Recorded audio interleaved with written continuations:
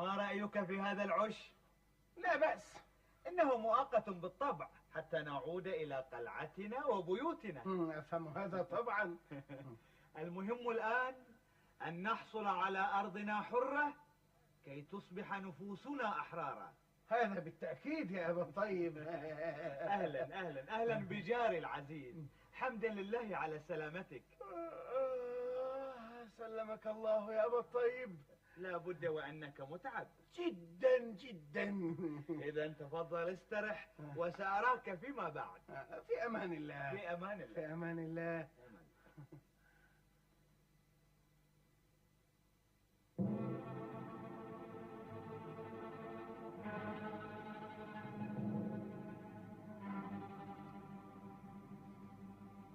سم يساوي 500,000 دينار.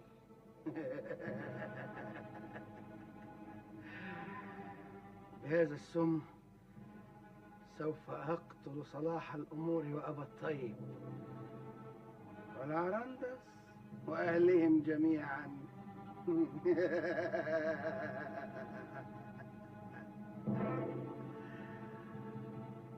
أما خلود فسأسلمها لقازان حية لكي يسلمني 500,000 دينار.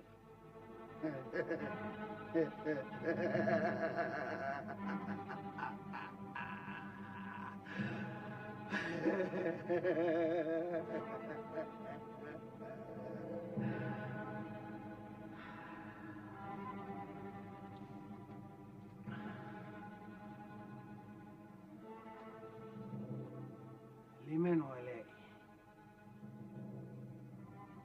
للمال أم لابني؟ للثراء أم لوجه الفقر هذا؟ لا شأن لي بغيري، لن أسأل إلا عن نفسي. هذا الذهب فيه البدع، ولائي لنفسي، ولائي لنفسي. لبطني، لأكلي وشربي وكرشي.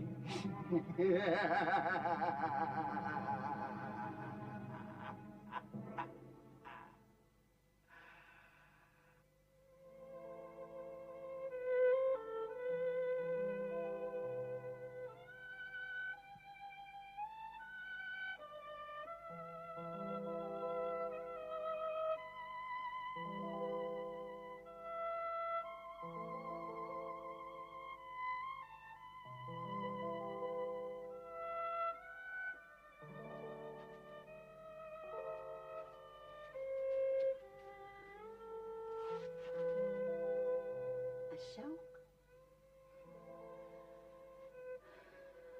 نعم، وأشياء أخرى. أي أشياء؟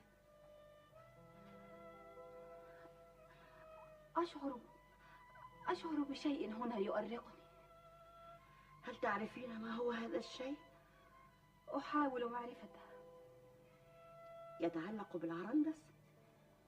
لا أدري إن كان يتعلق بالعرندس أم بأم العرندس أم بالمطبخي، لا أدري. مهلا مهلا، واحدة واحدة. ماذا عن أم العرندس؟ لماذا تخفي عن ابنها سر أبيه؟ هل تجهل الأم زوجها؟ لا، ولكنها نسيت من يكون زوجها كما علمت منذ سمعت اسم قازان الخليع. ولماذا نسيت؟ لعلها صدمت ففقدت ذاكرتها. هل كانت تعرف من هو والد العرندس قبل الصدمة؟ بالطبع. ولماذا أخفت ذلك عن ابنها؟ لعلها أرادت إبلاغه حين يكبر، وعندما صدمت نسيت. جائز. وماذا عن المطبخ؟ ألم تلحظي أنه يكتم أمرا في نفسه؟ لاحظت ولم أرتح له أبدا. ترى ما الذي يخبئه المطبخي؟ حدثت والدك بالأمر فعاتبني لسوء ظني بالمطبخ حسب رأيي. أشعر بالشر يكمن في صدري، أشعر بالأرق والقلق وعدم الاستقرار. لعله الشوق للعرندس يزيد الأرق. لقد تأخر العرندس. أين أنت يا عرندس؟ شبيك لبيك، العرندس بين يديك.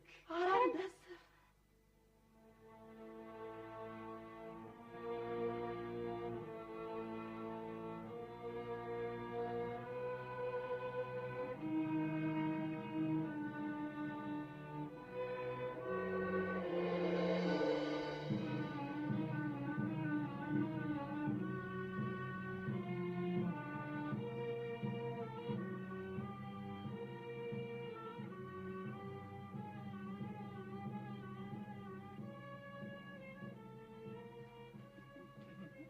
راقية، أم العرندس.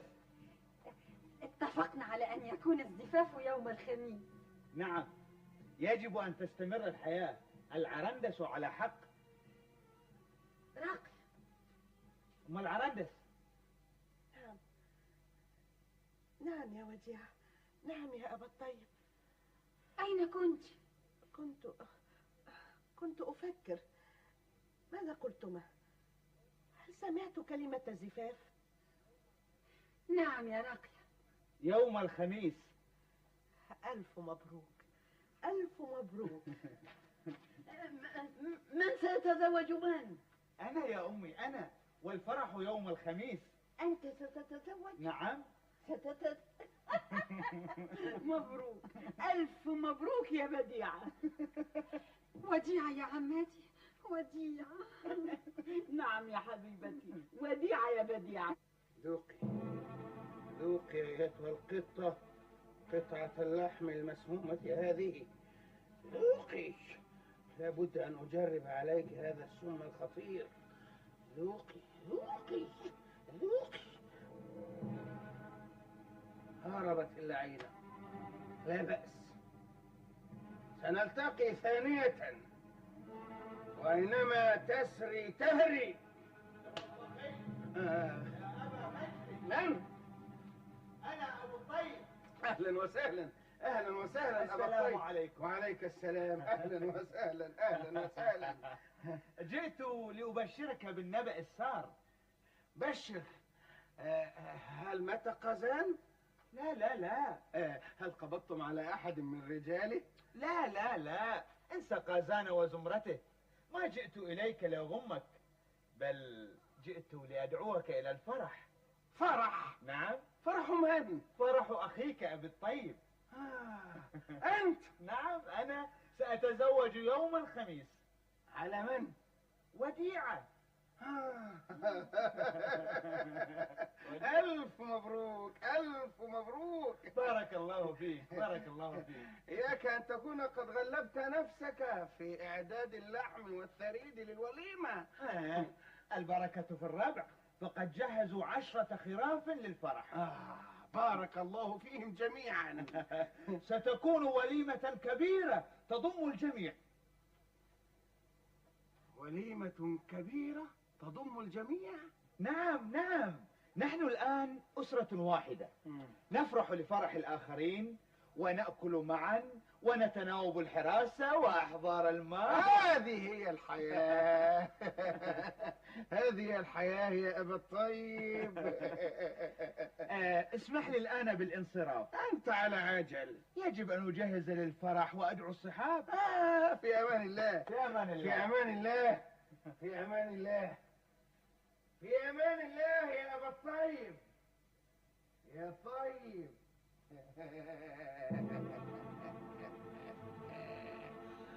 يا وعدي، الجميع في وليمة واحدة.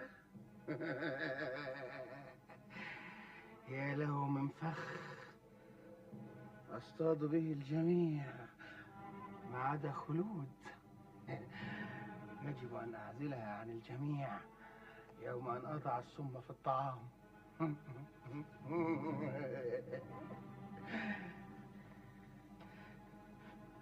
لا تخزني أيها السم، لا تخزني. يجب أن أجربه على القطة أولا.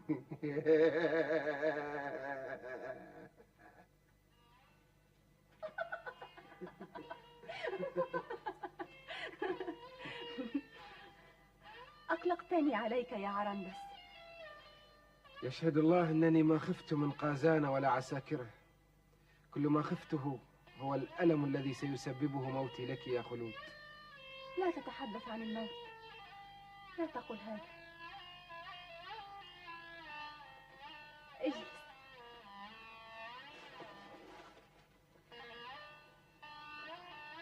دعني أشبع عيني من مرآك. أحضرت لك هدية. هل ذهبت لشراء الهدايا؟ بل ذهبت لنشر الإشاعة بين عساكر قازان. قل شيئا مسليا يا عرندس. أهل قلعة العجائب عجائب حقا.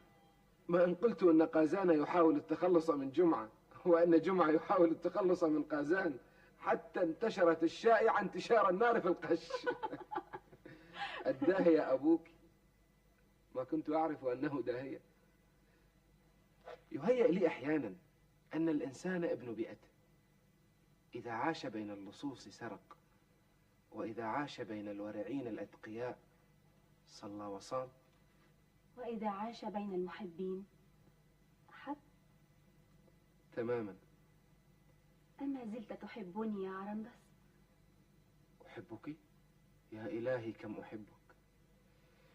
أحبك حب الكريم لضيفه، حب البخيل لماله، حب النار للزيت، حب قازان للبطش، حب أهل قلعة العجائب للحرية والطمأنينة. ما الذي تقوله يا عرندس؟ أتغزل فيك. هلا قلت حب الطير لعشه، حب الرضيع لأمه، حب النسيم لوجنات السهارى المحبين.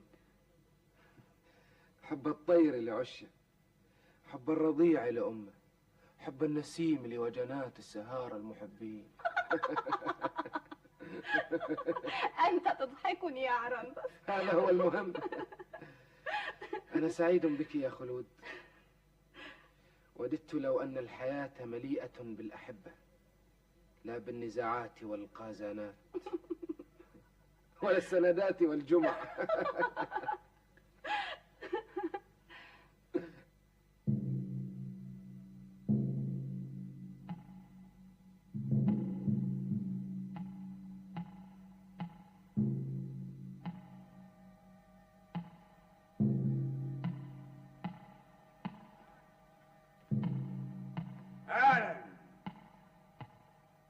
أهلا بقائد حرسنا جمعة الشديد الولاء.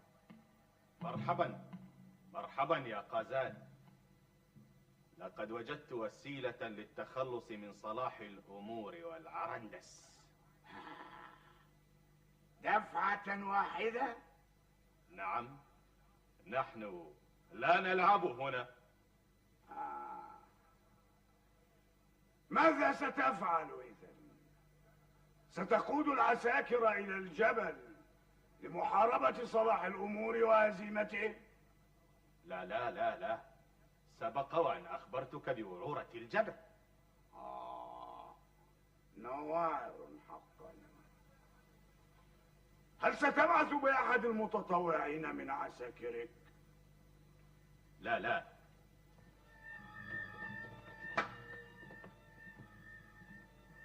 ولكنك اقتربت من الخطة. أنت تعرف مدى قدرة سند على التخفي لالتقاط الأخبار. أنا؟ نعم أنت يا سند. ولكن دعه يكمل خطته. الخطة سهلة وبسيطة. كل ما يتطلبه الأمر هو أن تتخفى كأحد العوام وتلجأ إلى الجبل. وكأنك أحد المخلصين لصلاح الأمور، وحين يثق بك تتسلل إلى حجرته أينما كانت وتقتله.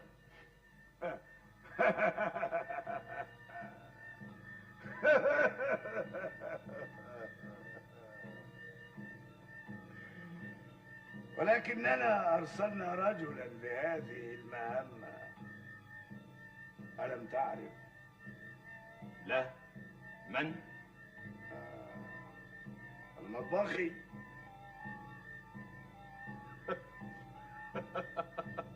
وهل تثق بالمطبخي ثقتك بسند؟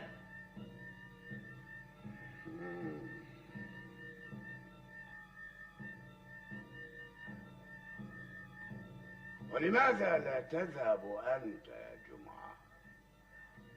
أنا؟ نعم أنت. إنني قائد حرسك، ثم إنني لا أجيد التخفي والدهاء مثل سند.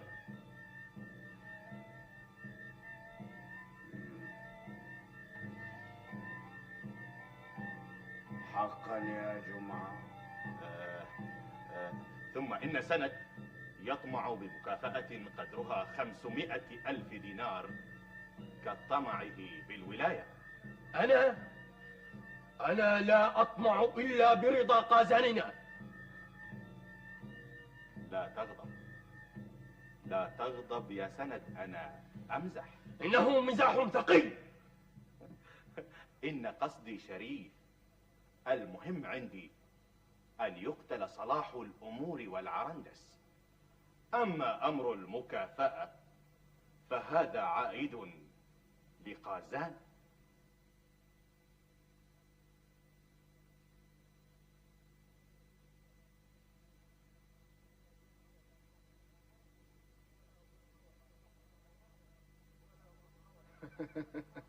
ولا ظلم ولا قهر ولا مرض.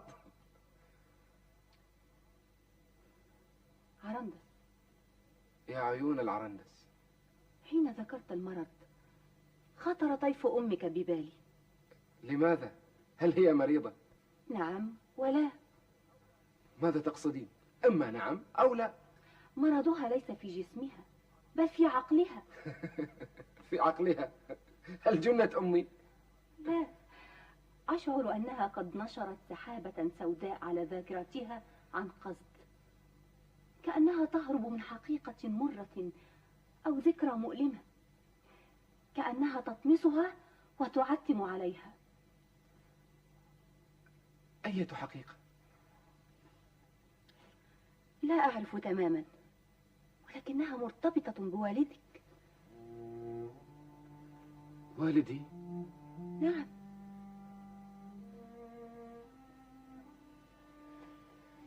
أنا لا أعرف والدي. كانت أمي غامضة كتومة دائما تجاه سؤالي عن أبي، وكلما سألتها من هو أبي؟ ما شكل أبي؟ ما عمل أبي؟ سكتت أو قالت ستعرف الحقيقة حين تكبر. ولكنك كبرت وصرت رجلا، فلماذا لم تخبرك؟ أظن أنها كانت تعتزم إبلاغي، لكنها مذ أصيبت بنوبة الذهول وهي لا تعرف عن أبي شيئا. هذا ما قصدته حين قلت كأنها تطمس حقيقة مرة أو ذكرى مؤلمة. أنا الآن متأكدة أنها تخفي سرا يتعلق بأبيك.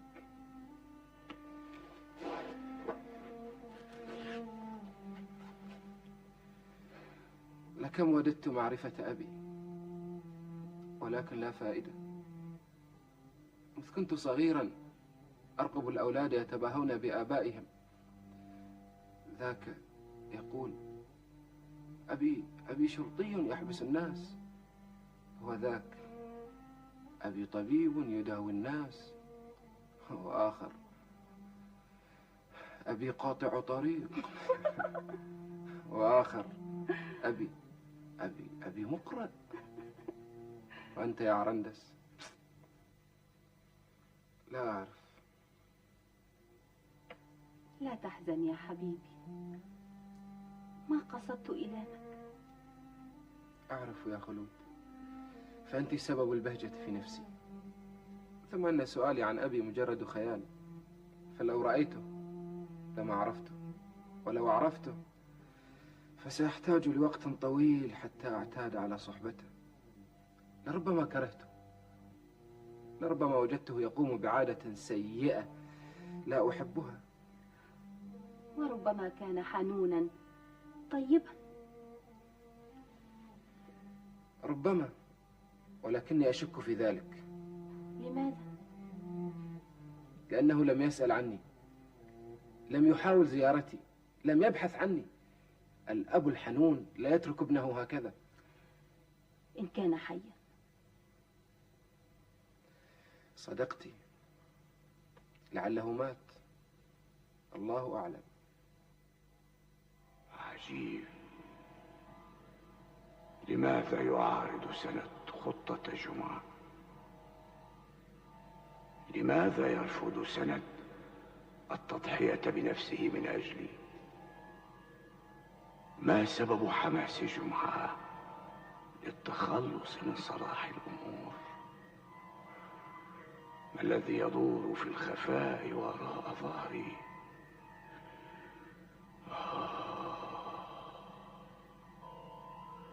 ما عدت أقوى على التمييز بين العدو والصديق.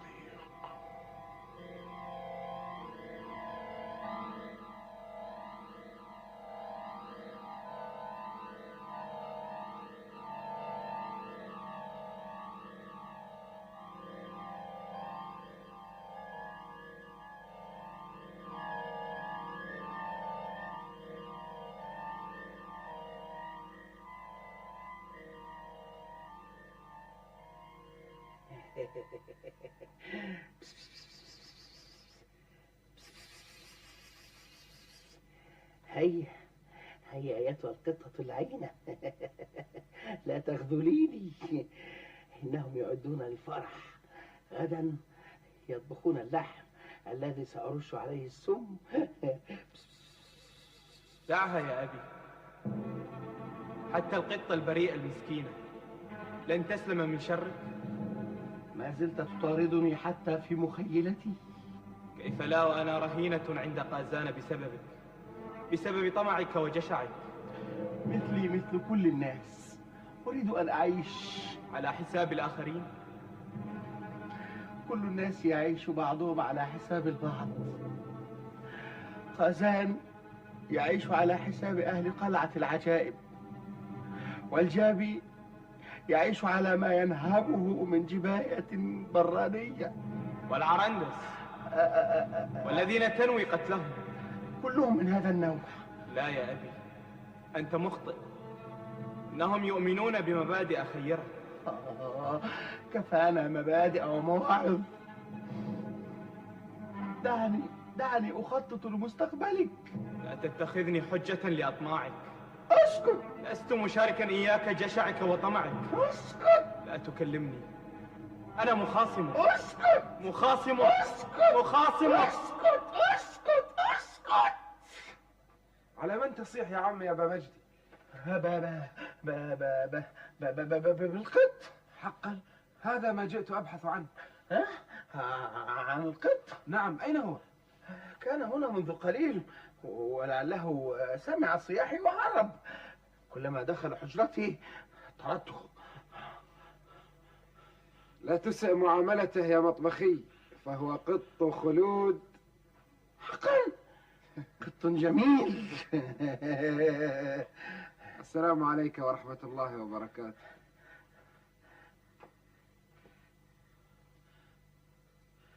قط خلود.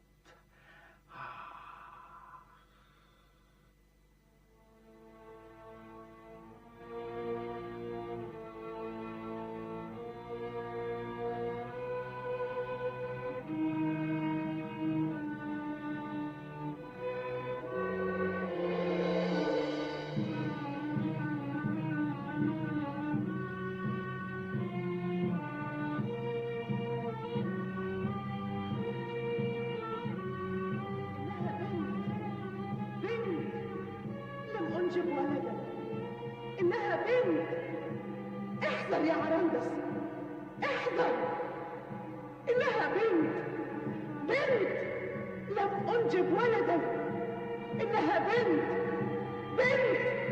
أنجبت بنتا. إنها بنت. بنت. بنت. بنت. بنت. بنت. عمتي أم العرندس.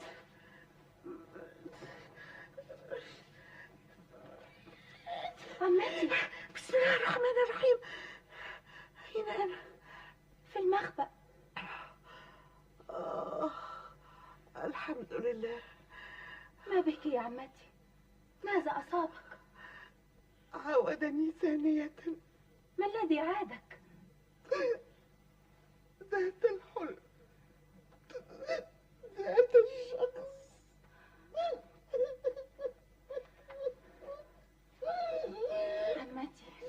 عمتي أنت كاتبة هذا الكابوس. الإنسان يكتب حلمه بنفسه. إن لو أعرف من هو هذا الرجل لعرفت سر العرندس.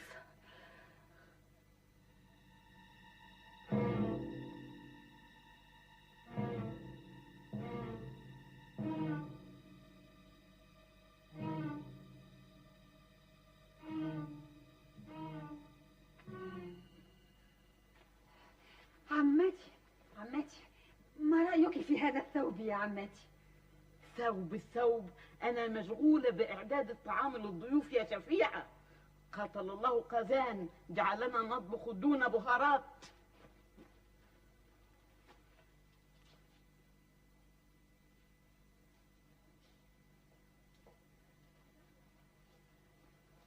راقية، انظري يا راقية. الله، ما أجمله. خذي جربي هذا العقد يا وديعة. إنه عقدك يا راقية. هل يعجبك؟ نعم، إنه جميل في غاية الجمال. إذن فهو لك. لا يا راقية، لا. هدية الزفاف. إنه غالي الثمن. كل غال يرخص من أجل صديقتنا وولادتنا بديعة. وديعة يا أم العرندس، وديعة. عادتني الجدة حندوقة. أمه. نعم يا حبيبي. من أين لك بهذا السوار الجميل؟ دعني أتذكر. عجيب أمر هذا السوار. ما وجه العجب؟ إنه لا يشبه أساور النساء. ألا تذكرين هذا السوار؟ لا. إنه أشبه بأساور الرجال الذين يضعونه في معاصمهم. بل هو كذلك. أعده للصندوق يا عرندس. لا، بل دعه في معصمك يا عرندس. جربه يا ولدي.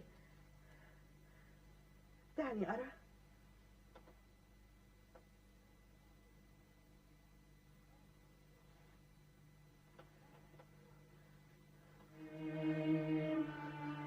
أمه. راقية،